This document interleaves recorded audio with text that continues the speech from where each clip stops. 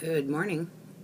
Say I'm at my desk again in my robe, and I'm making these. You know how I like the trash to treasure, or trash to tags, right? Okay, so I go through all my garbage. You know all these tags we get, and see all my tags from my garbage. Oh, can you see? Okay. So, I always save these. I don't know why. I know we can get punches and we can, you know, make tags easy enough, but for some reason I want to save my garbage. I don't know. I don't know what. But, I have all these things you buy. All these things we buy. Or we get gifted. These I got all in swaps. They all have the card on the back. So, I don't know. I save them all and then I cover them and use them. So today, what I want to tell you is, this is for, the beginners, because I'm a beginner and I don't know all these things, okay? So I'm going through my scraps, and I'm using all my scrap paper to cover up all these things, okay? And so today, what I want to tell you is, there really is a difference in the glue, okay? There really is. And so this, you can see how it's curling. That's when I use the Elmer's. It's just too wet to do this kind.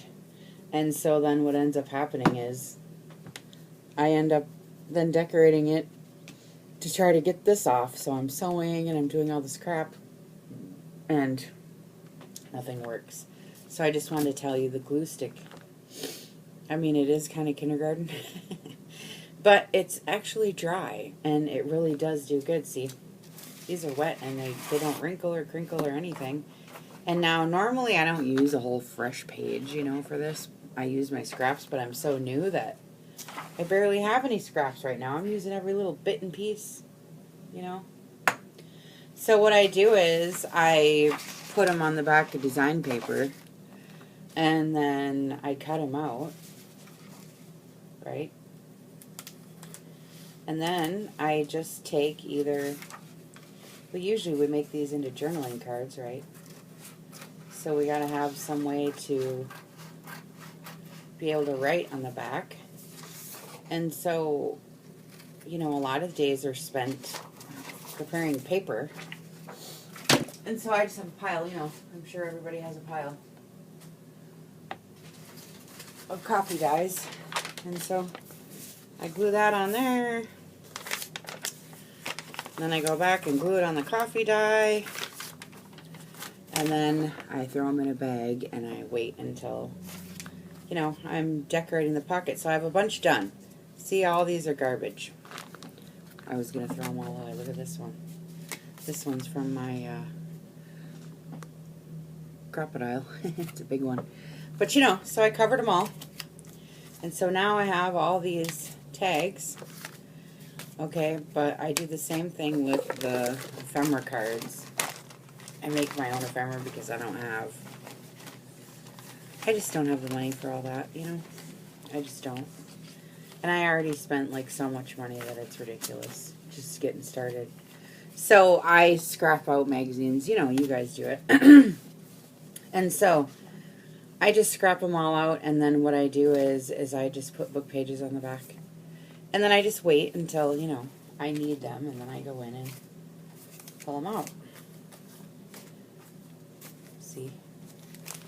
So I'm getting all organized.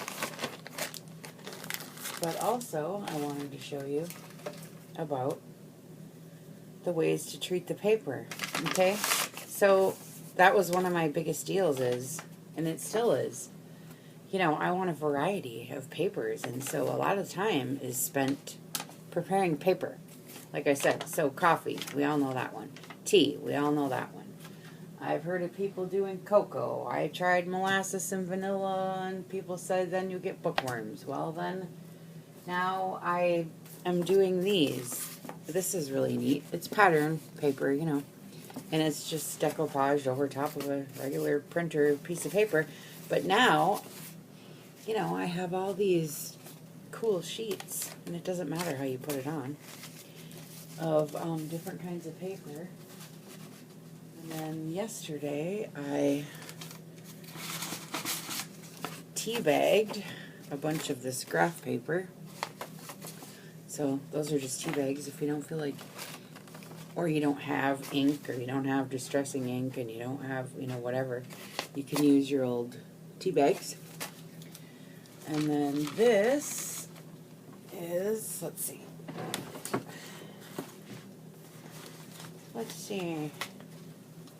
I thought I had it, but I guess I don't. I was going to show you a piece of paper.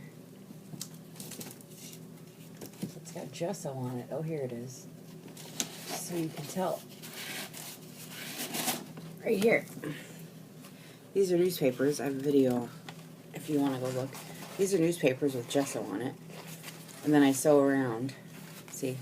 And then that's just sprays. But the point is I'm telling you all the different techniques to do to paper so that you can have a variety of things.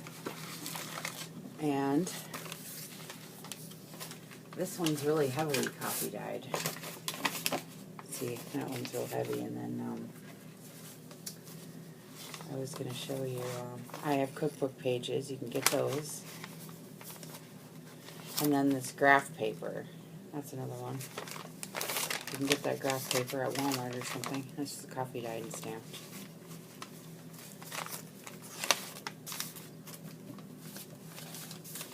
So no big deal. But for the new people who want to do some treatments to their pages,